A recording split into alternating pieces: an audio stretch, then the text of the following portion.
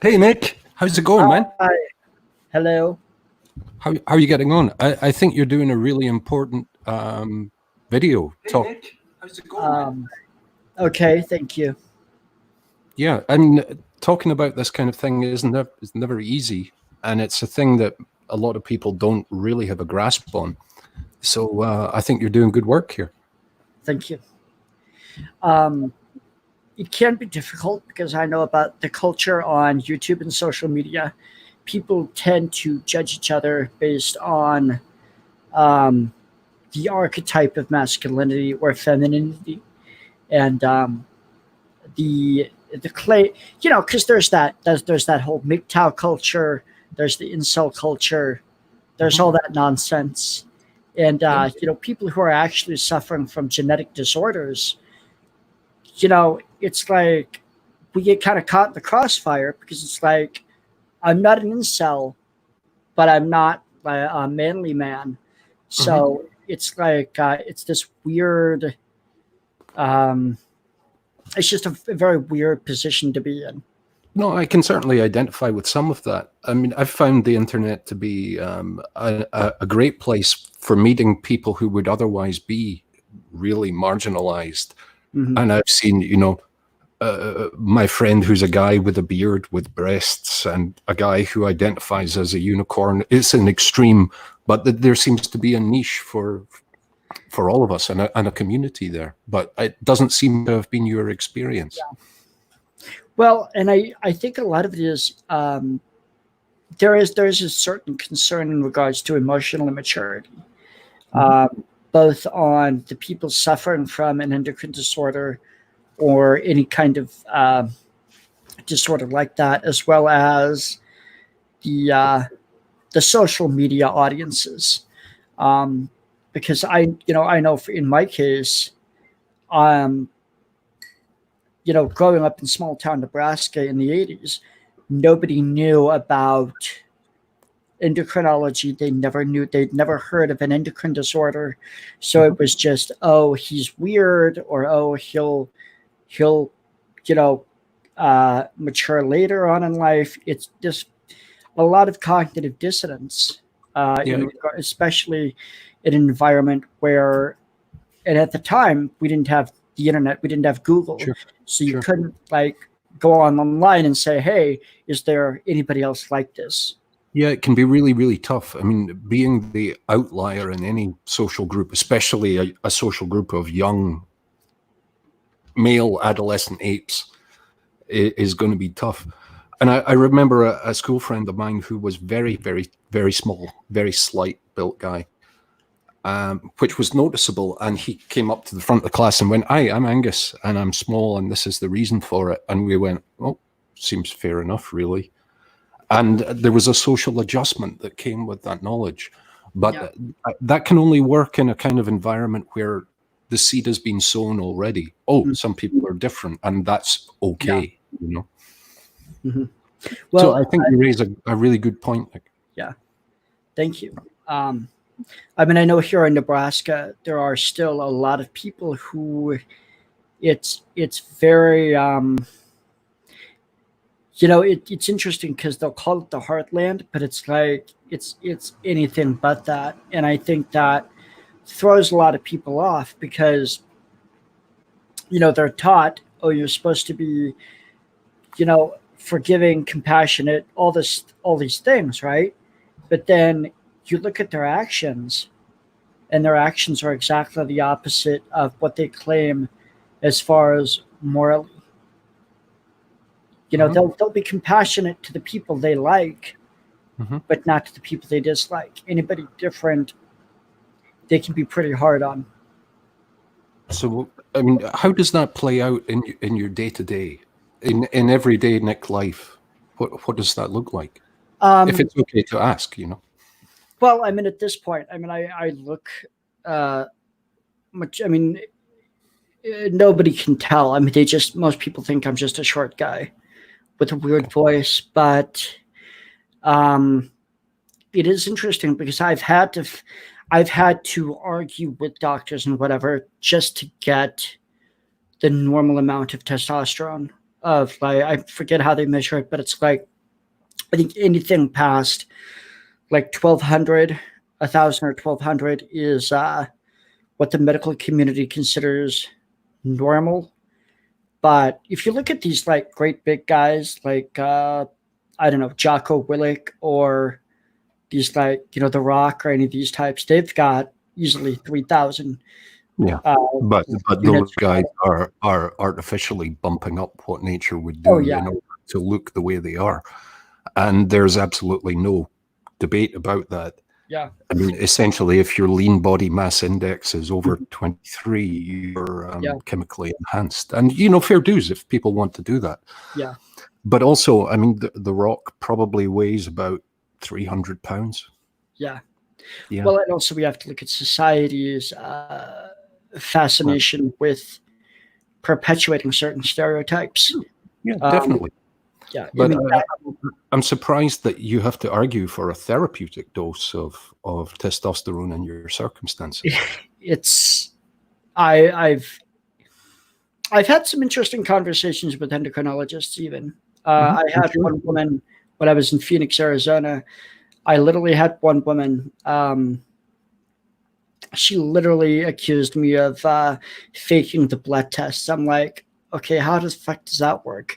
I gave you the blood. I gave the lab the blood. They did with it what they wanted. They give you the measurements. How can I fake that? Mm. I basically told her, I was like, you're fired. I'll find a different. I'll find a competent doctor. But it's the thing of it is though, is like there's this perpetuated fear of, oh, people with high testosterone are violent, Well, which that doesn't really make any sense because well, it kind of does. to It really kind of does, actually. okay. I mean, at the biochemical level, and for a number of reasons, but it's not a direct correlation. Mhm. You Yeah. can have testosterone and not be violent as a male. Mhm. When I get my injections, I actually feel calmer. I'm more emotionally stable when I have my testosterone levels Yeah. at a high level. So, I mean, but then again, maybe my biochemistry is different than most people. Well, to some degree, we're all individuals, but if you're shooting for testosterone levels that enhanced male athletes have, that's well beyond a therapeutic level. I mean, that's several times what would be typical. Just to be clear, and again, I'm not a physician, but dose versus body mass and what's normal and what isn't are things. Yeah, but I'm glad you're able to get some help that seems effective for this. That's great news. I think a lot of I mean, it doesn't really so much bother me. It's the fact that it seems to bother so many people in the community, and it seems to bother so many people online. Yeah, but it's now, from what you said, you're a guy that's maybe shorter than average. Yeah, but you're a guy, you beard and whatnot, gray hair and the whole thing, and I'm not a shorter than average guy, so I can't fully identify. But it seems like you kind of get by everyday life, in the most part. Yeah. Well, and also, I mean, some of that obviously, some of that might be like, people sometimes feel, they're not having the best of days. Maybe they're paranoid about something. Maybe they're just in a bad mood or whatever. And it's just like, some days I go out and I feel like crap, but it's not because of my height or where the people are treating me. It's just, human beings have good days and bad days. I'm not an authority on the humans. I try not to interact with them too much, but most of the time when I get a bad reaction, at least part of it is me. And I'm being totally honest with you. I can be a giant asshole. And I'm like, that guy was being a dick to me. Oh, wait a second. I mean, I can be a pretty big dick too, but I try not to be. Totally. I mean, again, I'm absolutely not judging. We're all dicks together, and we try and be better people. And how is that going for you? Because I've been following your story a little bit, and you're in this process of reinvention and throwing yourself back out on the internet, which is great. But how is the overall trajectory working for you? And the next step for you, Nick? I'm still working on it. It's been difficult to not just make video after video complaining about ancient history, because I have some haters who've been following me since 2005, and I don't want to talk about stuff that happened way back when. I hear you, brother. And my attitude to this is the past is the past. We can't change what happened. Exactly. And when it comes down to it, I apologize for being blunt, but whatever happened, you did your time and paid your debt, and that's done and that's finished. That's a done deal. You're square with the house again. Yeah. I think the most offensive thing to me, though, is when a person gets like complete strangers demanding that I do certain things. It's like price of notoriety. Well, no, it's not you. It's like I've got trolls who literally they're demanding that I go work in a factory. It's like I'm not cut out for that kind of work. It's like and part of the problem is I keep responding to crazy people. So it's like I've got to work on that, but that's emotional immaturity, that's codependence, that's trying to get people to like me, which I need to not do, because it's unhealthy. I have to like me, and I'm liking myself a lot more and saying, to hell with the haters. It comes across. It comes across. I don't know you well, but my read is that you're striving to do a better thing. And quite honestly, if I can be really bold and say I've got a message, take it or leave it. You're an amazing performer, and I enjoy this kind of conversation that we have. If I had to make a suggestion, it would be define a line between one and the other.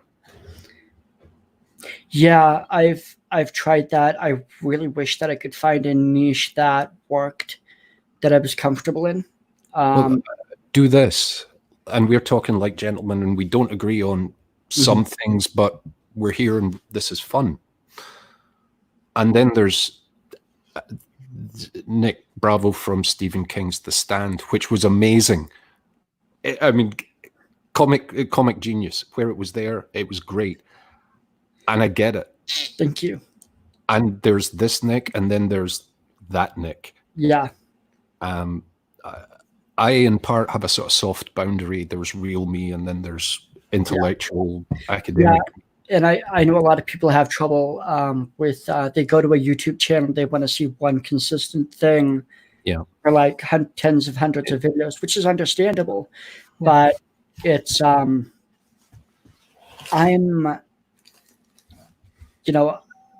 I feel like I'm such a unique individual. I'm so multifaceted. I don't want to have to do the same thing over and over. No, I get that too. Yeah. But if the message you want to project is straight and sober reinvention, professional Nick, then sometimes, again, forgive me this, but the talent that you have, which I think is exceptional. Thank you. Holds you back in the other thing at times. It does.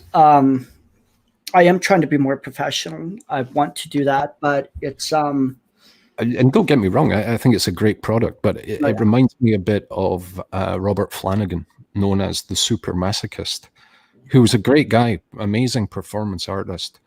And one of his things was he used to nail his scrotum to a board while reading his poetry, and there was blood and gore and whatever. Great artist, but I wouldn't buy insurance from him. Yeah. But the Stephen King thing with the towel, yes, I was with you, brother. I was like, go for it, Nick. Go for it. I know what you're doing. Well, I really did like acting, but it's like and doing comedy, but you can't do that. I think at some point you just get tired of being broke, and you get tired of just a lack of support, and it's just like with all the stuff that happened in LA, it was just like I needed to get out of there. Because it's one thing to do that kind of thing and be, making six figures, but it's like if you're just another person on the street, it's like, what's the difference between a crazy person and an eccentric person? Being able to pass. Yeah. And currency. Yeah. So I'm very open. My mental health history is long and varied, and I'm fortunate that I get help and it works. And even when it's bad, I can steer it around a little bit.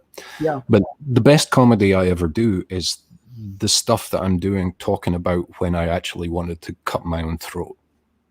The comedy of the dark. And for me, that's the way of making peace with it, saying, I know you're there, but you're not running the show anymore. Yeah. And here are a bunch of people laughing about it. And so am I. So it kind of works. It's like I would pay $20 for a ticket to see you doing Corky on the streets of LA on stage. But if you're not in charge of your own brand, if you're not in charge of your own message, then it's a problem. Yeah. Because then you're just a crazy person, and you're not. If somebody wanted me to, portray Corky on a TV show, and they were like, "Hey, we'll give you $100,000 a season or more," I'd be like, "I'm all in. I'll do it."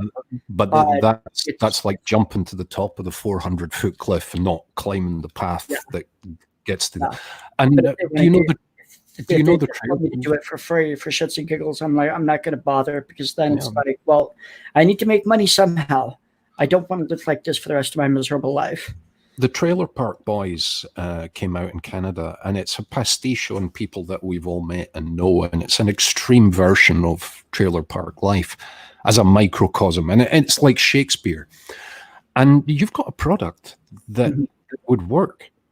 I mean, what's Corky up to? I want to know that. That's a character that has mileage in it, and it's there, Yeah. But for me, it can be tough going back to the real dark spaces and playing with it, and I've got to be right balanced before that happens. Well, and it's like I don't want to be lumped into the same places as Von Helton or Chris Chan or those types of people, because that's not who and what I am.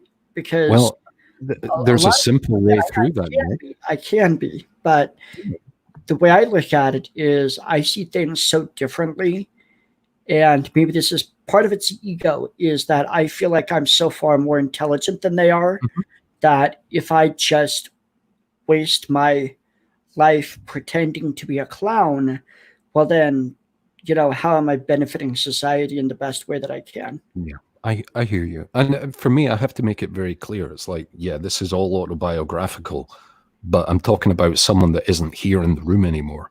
Yeah. This is performance about the past, and it's all true except for, exaggeration and whatnot to make it funny. And that means there is some degree of control. But people give me $100 a night to talk shit about myself, but they're not going to give me $100,000 to go on TV straight off the bat, And it can be therapeutic, but it can also be really harmful. So if it's not comfortable for you to make that sort of the Corky package and make it separate from Nick Bravo, the professional gentleman. Yeah, if I tried to make it, I could do like make a separate channel for the Corky stuff, make a separate channel for niches. I used to be this guy. Here's the story of Corky. Yeah. And why am I not Corky anymore? Because you're not. When you were really struggling, we couldn't talk. Yeah. But it's like when I look at that Corky character, I'm like, okay, how much of it was me and how much of it was the creation of other people? Because I can definitely be egotistical, I could definitely be crazy, but it's like, well, hilarious. Yeah. Corky was I couldn't have made Corky up. Yeah, exactly. How much of it was internal? How much of it was responsive? Well, there's a good question. Yeah. Why don't you explore that? Because you know more than anyone does. I'm pretty sure a lot of it was reaction to a lot of but the thing of it is, though, it's like a lot of that Corky stuff, it feels like it's so niche.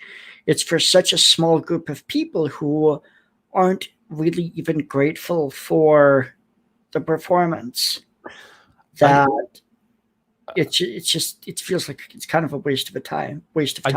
I do understand it. I understand what you're saying, and as a performer in various ways, performance is different from artistry. Performance, you do what the crowd want to make them happy, and that's great. There's a place for that. But if, as an artist, if you get up and the crowd doesn't like what you've done, that's their issue.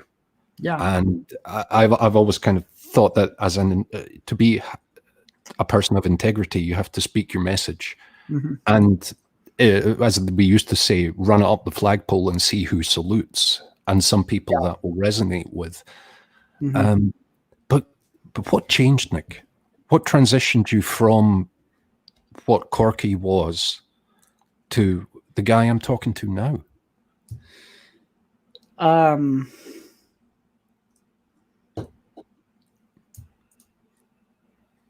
I think a lot of it was the felony situation.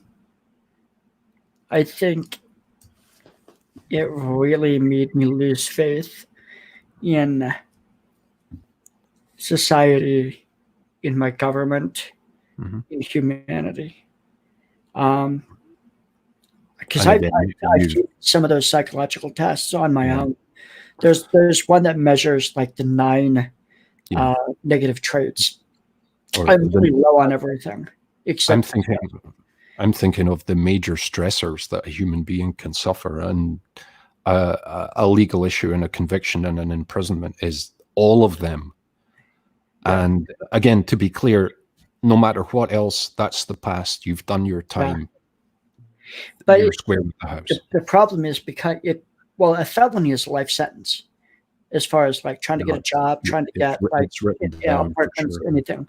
And then it's like, if I've got people trying to bring me back to that, they're not bringing me back for resolution. They're just bringing me back because it's cancel culture. It's a way they can have something over on somebody else. So it's a way to dominate somebody. Yeah, and I mean, I guess with some folks, if you give them any target, they'll go for it. I mean, my tactic is to give targets to these people that I don't actually care about, and then they go after them, and it's great. They're shooting ducks in the mist, you know. Oh yeah. But you're very open, you're very honest, and you expose a great deal. And I've noticed, forgive me, this, but it's the way my brain works. You will open the door to massive sharing, and I respect that a lot. And then quite quickly try and sidestep it. And I don't mean that by walking away from it, but you'll then move into comedy. It's like, okay, I've done the thing, and now safe space. And I get it. I do the same thing myself. If I'm uncomfortable, or I'm like, I think I'm maybe more open to attack now, I'll be like, oh, look at this shiny thing. I think a lot of it is because what I've had to work on in the past couple of years, just for my own sanity, is really becoming more egotistical, becoming more in love with myself, being more myself, exploring what that self is. Because I think a lot of if you look at somebody who's a narcissist or a codependent or even a psychopath, there's a lack of self. They're not, it's just a massive programming. It's malware. There's no real self, or if there is, it's so buried under everything else that it cannot express itself. So in order for me to get to a place where I can function properly, in my view, I have had to really, as egotistical as this sounds, fall in love with myself, deeply get to know who I am. Nothing wrong with that. Yeah. And it's something that we're not intrinsically taught to do, but most people, thankfully, kind of pick that up. Some of us don't, for various reasons. So I think that's a great journey. And what are the next steps, on the Nick Bravo arc? I really don't know. I'm dealing with. I'm really working on trying to figure out where that next step is. I mean, I'm taking classes to become certified as an addictions counselor, but I'm not even sure if I want to do that, because it's like, okay, is this me falling into the Messiah complex, being egotistical, or is this me actually wanting to help people? And I think I can help people. When I was in prison, I did help a lot of people. But at the same time, it's like, okay, am I just putting a Band-Aid on a gunshot wound? Or am I wanting to, like, it's like I want to go to the source, and I want to root out the source. I want to root out the infection. Nobody has any absolute answers to these questions. Yeah. I don't think anyone who claims to have them is credible. But Yeah. if you were doing this kind of thing inside, then keep doing that. Yeah. I mean, those guys are still there, and I mean, I'm sure there are voluntary opportunities. I mean, if you could handle it, I don't know the situation. I think the most I could handle is working at addictions center. I hear about injustice. I see that kind of stuff, like, and it really triggers me. It just makes me want to, like, draw the sword and, just go nuts on. It's like I just want to, like, I want to root out the criminality, because I really do. I don't think human beings are inherently criminal. I don't think we're sinful. Sin doesn't really exist. I think there is criminal behavior. Criminality exists, but I think it's more learned than anything. I think we all have predisposition to it. Yeah, but it's a behavioral factor. But I also have to be careful and not say, "Oh, it's just one thing," because it's not one thing. It's a variety of things, depending on the individual. Sure, absolutely, and these are very complex matrices. I'm fortunate to come from an environment where education was available, and the risk versus reward of any crime ever was like this. So it really wasn't a debate, but that's an environmental function, not an individual function. So I hear what you're saying. So it sounds like you've got some good plans, to be honest. Thank you. And are we going to be seeing Corky come back? I don't know. I have to figure out what I want. I want to see. I think the thing that is, though, is I think the Corky character, that aspect, I think it keeps me from having any kind of, like, money or credibility, because I think what's happening is people think that's the real me. They get confused. So again, brand it a little different, and I think that'll clear up. Simple as Corky always wears sunglasses or a black T-shirt with Corky written on it. Yeah, that's a performance.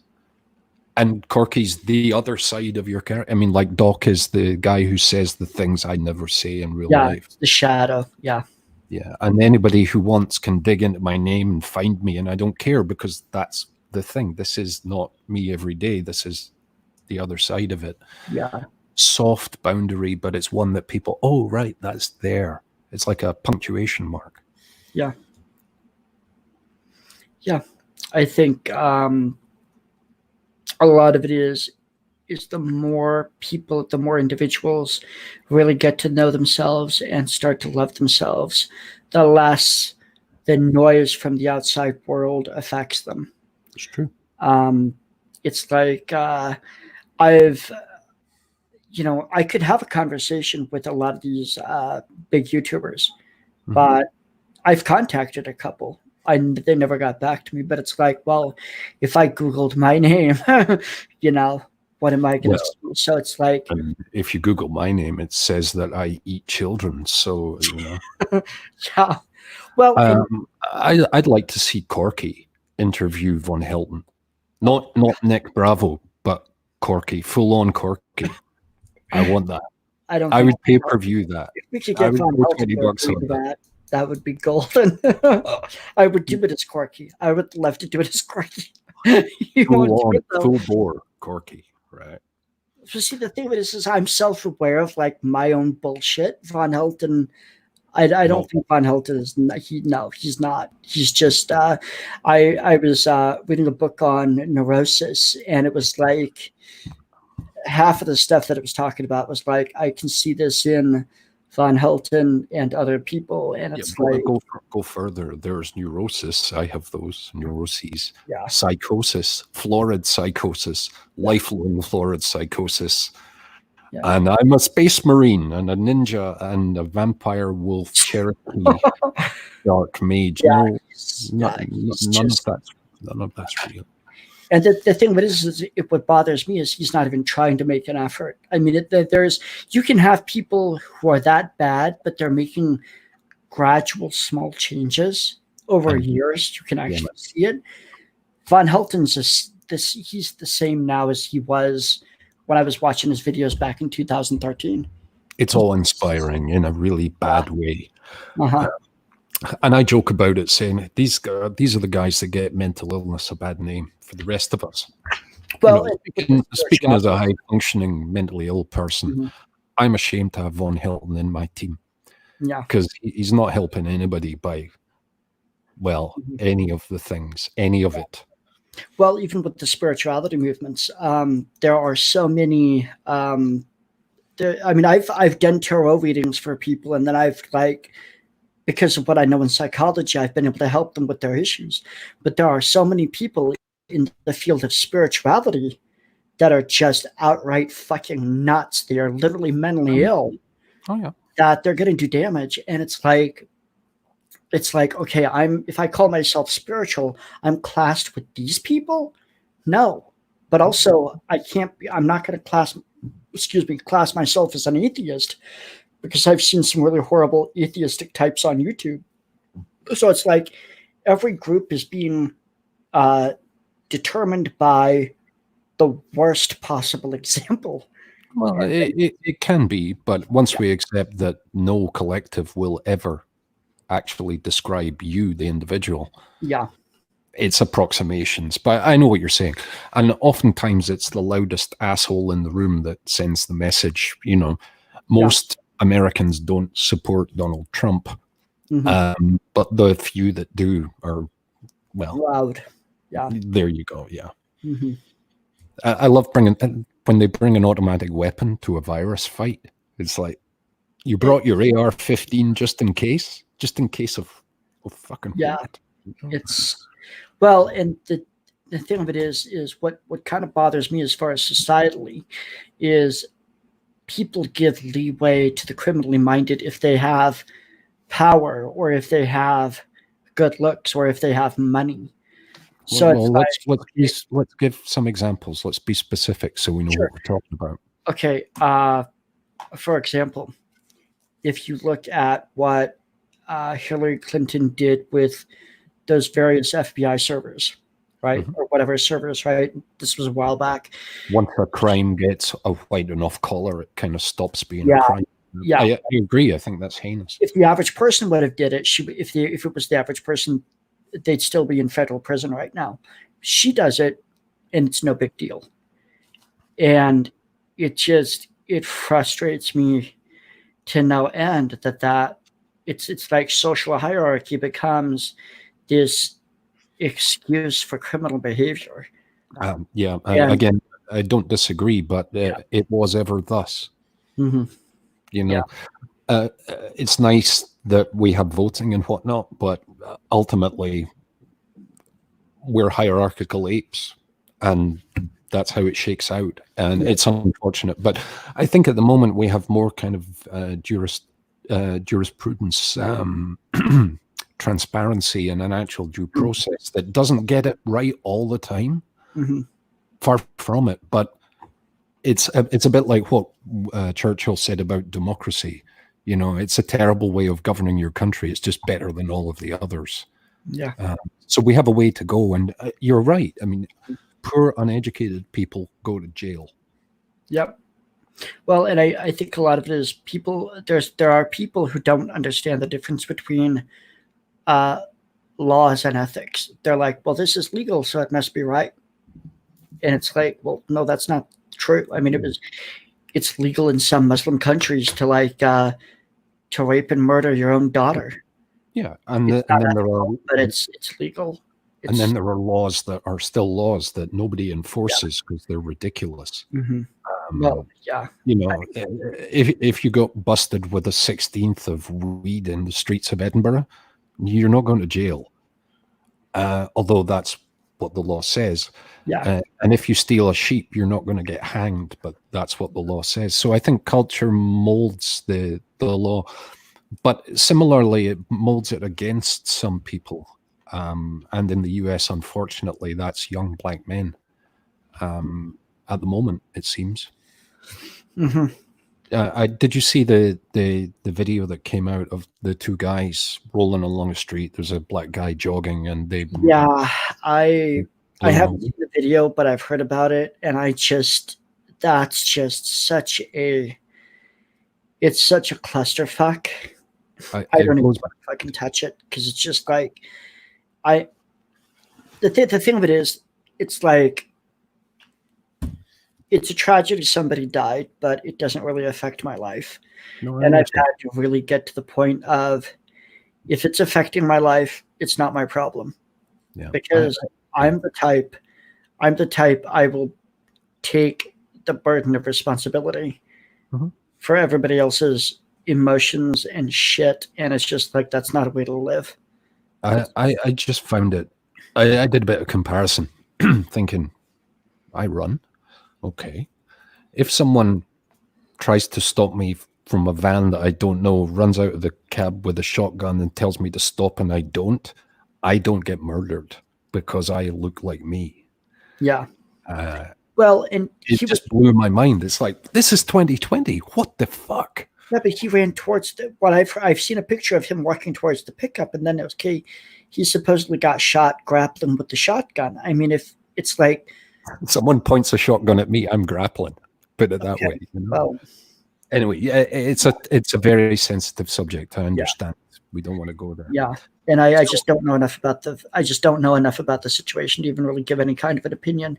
I mean, it's the same with this pandemic thing. It's like there are the people going through this in California or New York or Florida or wherever are having such a different experience than somebody in Kansas or Iowa or South Dakota or wherever. This week.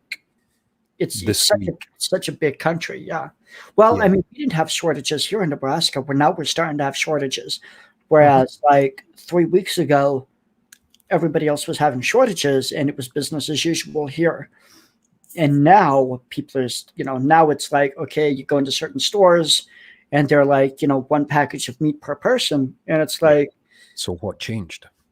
Yeah. Well, it's the shortages because of distribution. But at the same time, the farms, there's still independent farms who are advertising saying, hey, if you want meat, come buy it, come get it, And your government failed to invoke an effective centralized federal response when they should have. And the thing of it is this, with this county specifically, with this city, JPB, the meat pack, we have 2 meat packing plants. JPB employs here in town, employs 3,000 people. They refused to shut that down. And that's where a good, I think, 75% of the cases are coming from. It's coming from all the poor, disenfranchised people working at those meat plants. I mean, to some degree, you're correct, but the virus doesn't. The virus doesn't care who it affects. Yeah. No. So, I mean, is that an area you'd like to discuss? I mean, if you have any questions about it, that's really sort of my area of expertise, if I have one.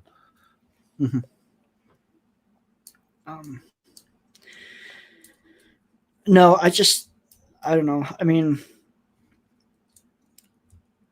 I think a lot of it is that people really need to understand and take control of what they can control, and then not flip out about what they can't. Sure. You know, it's like I'm getting a freezer so I can like stock up on some food, but it's like, well, we don't know what it's going to be. You know, the society could completely change again in another 3 months. Mm-hmm. It probably will get worse, but well, we I don't. mean, we could speculate, but it's better to stick with actually kind of what we know. Yeah.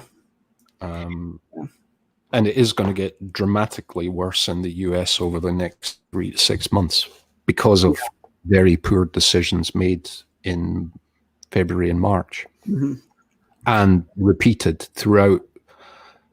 Basically, it appears that the federal government in the US is making basically all of the bad decisions they could do, which blows my mind and horrifies me. But 70,000 strap in, folks. That's the beginning right there. Yeah.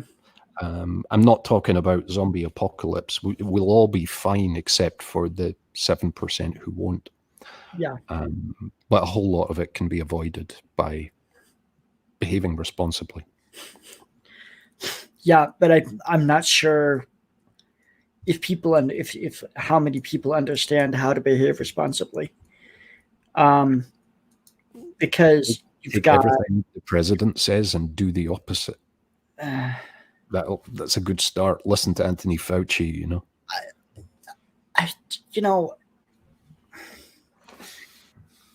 Just because of the experiences I've had, I'm less inclined to trust anything the government has to say. I just look at it more. I have a more Machiavellian perspective of what they're doing. I don't think they actually care that much about people. I know what you mean. I think they care more about their position. I think they care more about their bank accounts. I don't think they care what the average person in, bumfuck Illinois is going through. I don't think they care. I to an extent, I do agree. I think it's more ineptitude and ignorance than actual malice in many cases, but the end product is the same, so it really doesn't matter. You know, potato, you're still a bastard, you know. Certainly in terms of the commentary coming from the White House, it's fucking laughable and deadly, which blows my mind. I mean, there are reporters there going, why are we doing this? This is ridiculous, you know. I've just had to basically I'm actually trying not to watch too much of that stuff. It's just I don't know. If there's like, I could watch cable news and I could watch that kind of stuff and I could get all freaked out, but then I could look out my window and it's like, well, nothing much has changed. So it's like, at what level, where's that barrier of, okay, here's how much you need to think about this other thing. And, so it's kind of difficult to determine how much energy and emotion I should put into a lot of this stuff, because if I can't help anybody, then okay, I don't need to put that much energy towards it. If I can put a lot more energy towards it. Right now, I mean, I have pretty much zero influence to change anything. So it's like I'm kind of not in the game. I can see the Corky social distancing show. You could do a 30-minute bit on how it works for him, but get the message in there. It's like Corky's debasing himself and he's whatever Corky does, and he's socially distant. Okay, I'm fishing for ideas. Yeah. Maybe it doesn't work. Well, I know, especially with the toilet paper thing, I really could have did a Corky thing with that, because that's fucking hilarious with the toilet paper. It's, I don't know, it's, I just kind of have to figure out what I want out of life and what I kind of want as far as my purpose. Because the acting thing, man, because I mean, you're a mature guy now, and I can see it. You know, they're character actors, long form TV drama. You would fit right in. Yeah, but now unfortunately I can never go back to LA because of all that nonsense. Dude, I think there are more than one felon in LA. There's lots of people who've done Well, it's the problem is, and I'm not sure if you've followed the story. Is basically after I got out of probation, Okay. I had Tim Maris kept coming to the probation house. That was the shit. Yeah, that was the real estate guy, right? That's the scam artist. And he kept doing shit, saying shit, just basically making a problem of himself for me and everybody else around there. After you had told him I wanted nothing to do with him. No, he was the one who forged all the documents, and I was the dumbass who believed him. So what was I'm not getting it, because you'd gone to jail and you'd done your time and all of that's done, and he came back. What he did was, after I posted about his involvement, he finally assaulted me from behind. Then 2 weeks later, I get a restraining order served against me, and despite video evidence, the judge awarded him the restraining order. There was a caveat of not talking about him on the social media. The judge said he was going to strike that down. I believed the judge. After I moved back to Nebraska a year later, I decided to make a video about how he assaulted me from behind. A couple of weeks later, I get a letter in the mail saying I violated the restraining order. And so now that there's a bench warrant. So it's like, I don't have the money to defend myself. I'm not putting myself into a position where the court can have its way with me. I'm not putting myself in, because the thing about somebody like Tim Maris, who is a narcissist, sociopath. Well, I mean, if you've already got one letter, it never ends. Let's not talk about Tim. Yeah, no, because I don't care at this point. Okay. It doesn't matter. I have to.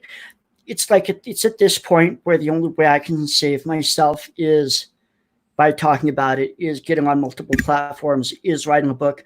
I have to make it a national issue. Nobody wants to make it a national issue. It's like I had to report, write a big article slandering me.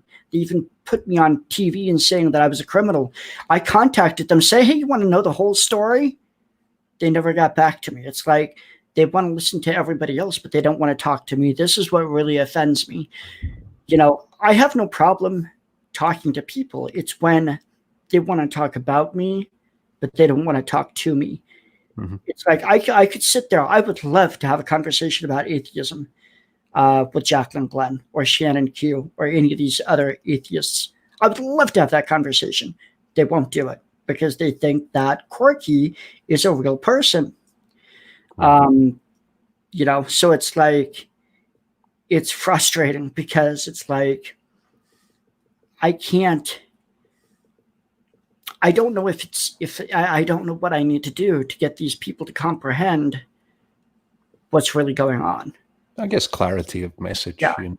You know, I guess people see Nick Bravo, Corky as one and the same, which they aren't. And that's the problem. They don't know if they're inviting one and getting the other. So it's like ambiguous, you know, it's a little bit of doubt. But I mean, the Tim story does seem to have lots and lots of different levels and layers and complexities to it. But the fact that the guy came back to you after all of this stuff and didn't leave well enough alone kind of blows my mind. I don't know. I don't live in your country, but what does a bench warrant mean in terms of stuff impact? It basically, it's the court's way of saying you have to show up, or we can put you in jail again because of the probation and whatnot. No, it wouldn't. I wouldn't be on probation or anything for a bench warrant. It's just that the court wants me to show up, but it's like I had even written a letter to the court. When I got there, I was like, hey, I'm over 2,000 miles away. I'm living on disability. I can't, I have no way of going all the way to a court in Los Angeles for the sole purpose of standing in front of a judge for 15 minutes. Sorry. But they didn't like that. But it's like, and the problem with the court is you're not dealing with people who are open-minded or humble. You're dealing with a system, not individuals often, eh? Yeah. But if you don't attend, is that going to come back? Bench warrant's not that serious. I mean, it's like if I went to California, yeah, it would be a problem, because then I can, like, I go anywhere else in the country, they even see that a bench warrant even shows up, which it usually doesn't. If a bench warrant would show up, maybe they would take me to their jail and they would call California and say, yeah, we've got Nick Bravo, come get him.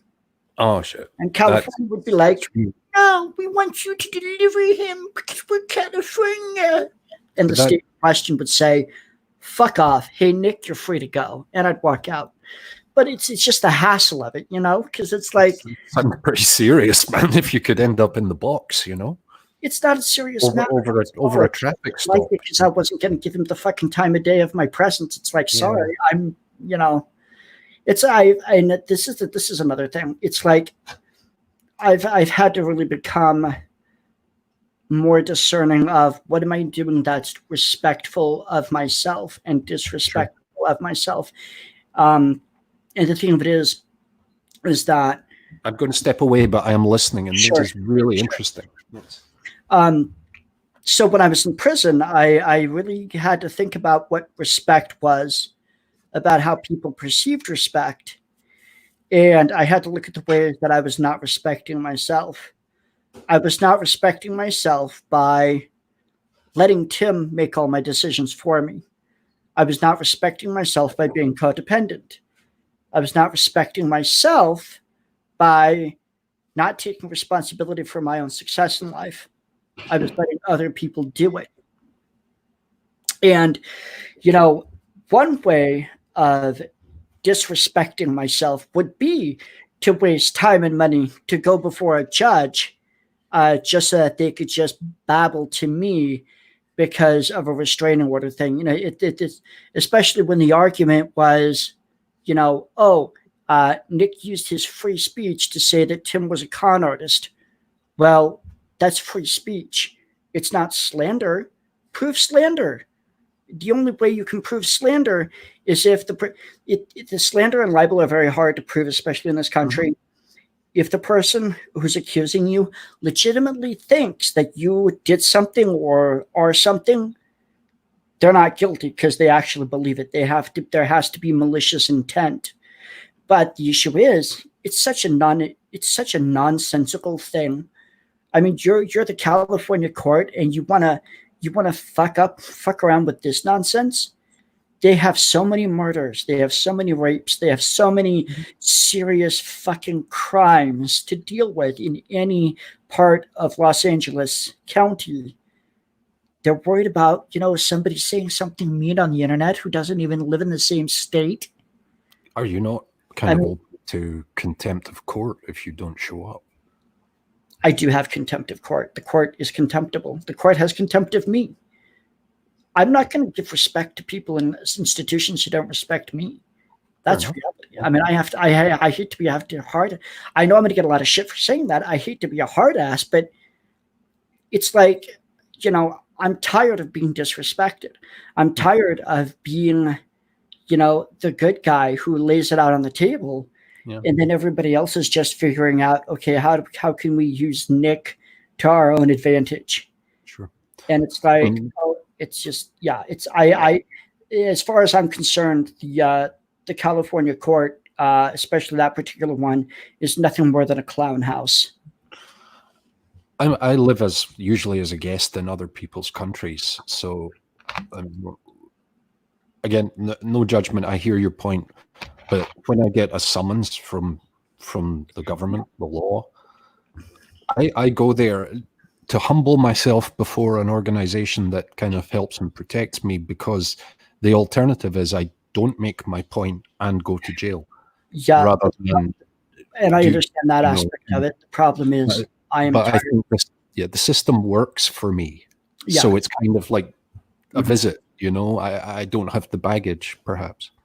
Well, and that's another thing. If it is, it's like when I went to the court for the restraining order, it was, you're a felon, so automatically you're not trustworthy. And it's like, but that's the problem. If the minute you have a label of felon, the state, the court, etc., considers you to be of a certain thing. I'm actually more upset about not being able to run for a public office than I am for not being able to own a firearm. Mm-hmm. I'm more upset for not being able to run for a political office and to help make positive changes. My society thinks that I'm a criminal because I have the label of felon. Well, my society, and that did or didn't do, you didn't. So frustrating. You didn't violently assault or hurt anybody, from what I understand. So, I mean, felon is one thing, violent scumbag is another thing, and the law sees you as one. I don't see you as the other, far from it. But you don't have that on your record, do you? Exactly. But here's the problem with the way it works in at least California. I literally had law enforcement people telling me it would have been better if that felony were from a violent armed robbery than white collar crime, because the state sees white collar crime as more malicious than an attack on another individual. And it's because it's related to the money. The state, didn't we discuss white collar crime beyond a certain level being sort of holy ground? White collar crime, the state takes that personally because it's about money and it's about taxes.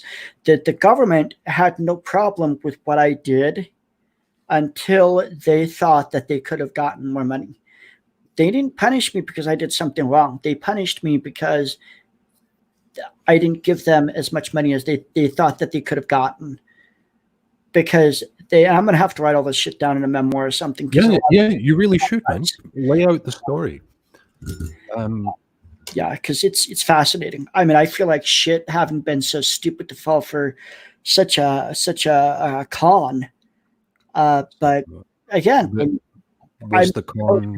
And I'm working through that. But it's like I can't use that as an excuse. I have to say that I did this, I did X, Y, Z, and here were the results. So yeah, and that's the thing. It's like, yeah, if somebody has a disability, they cannot use that. They're still not supposed to use that as an excuse for bad behavior. Sure. And that's what I'm trying to do.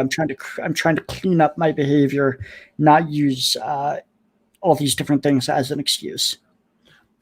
None of us can change our pasts. And anyone that's lived at all has a long list of times that they were a jackass. Me, that's for sure. Yeah. So, I mean, I commend you on the way forward, Nick. And I mean, there's talent there that certainly is visible to me and to think to many others. The Tim thing is troubling, and I'd suggest you either jump into it and finish it, or walk away from it forever and don't look back. Yeah, and I've tried walking away, but that's why I'm living here now. But it's like they don't want to, they're not letting me walk away. So it's like I mean, if I had 100, if I had six figures, if I was making 60,000 a year, at least then I'd have the money to do what I needed to do to fight back. But I'm letting my poverty be an excuse. And I think most people slip into that mindset. They let their poverty be an excuse to tolerate bad behavior from others. And I really need to get over that. I don't see that.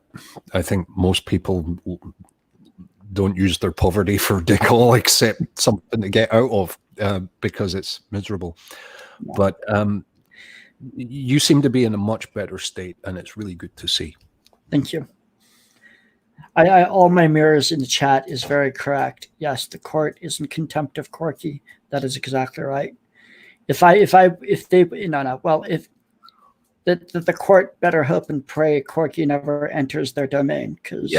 But dude, I mean, if the government court says come talk to us, you should go talk to them rather than ended up in a box for 3 weeks for no dickle reason. Come on.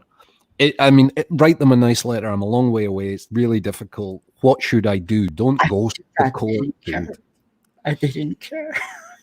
They literally didn't care. I hired a lawyer to write the letter to them.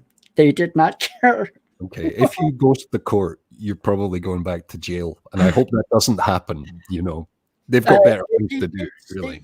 Well, the thing that is my concern isn't even necessarily the court. The problem would not be the court, but the problem would be that Tim Maris would then, if I would be in the LA County Jail, Tim Maris would then try to start suing me in civil court.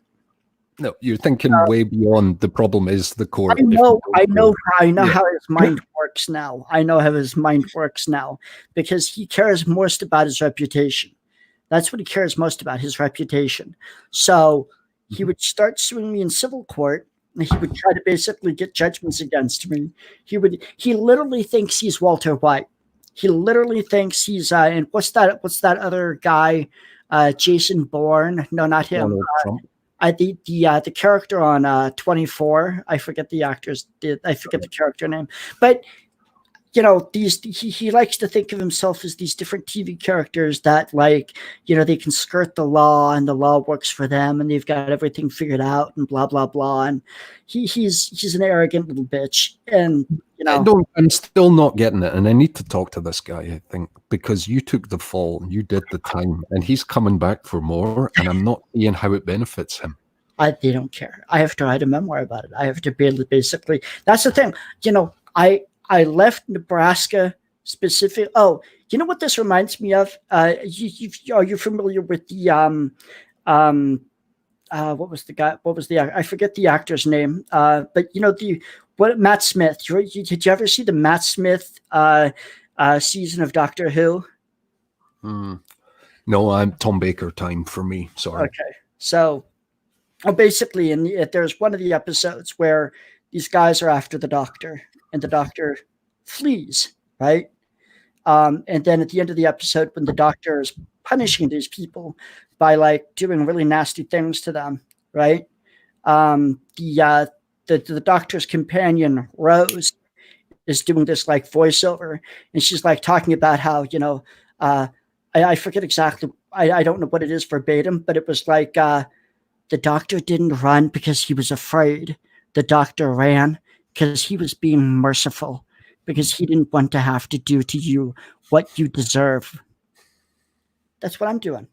I left to go back to Nebraska because I don't want to have to do what Tim is begging me to do.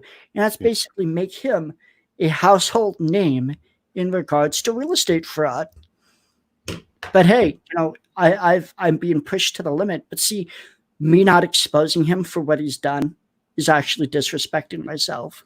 So I really need to like fucking write a memoir and put myself out there more, you know. There you go. Sorry to rant and rave a little bit. No, I think it's great, and it's your show, my friend. Yeah.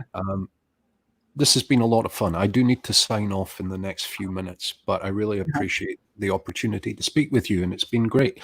Come on the Psychic Vampires podcast. We have a lot of fun there. Okay. Okay. Thanks a lot, Nick. Take care now.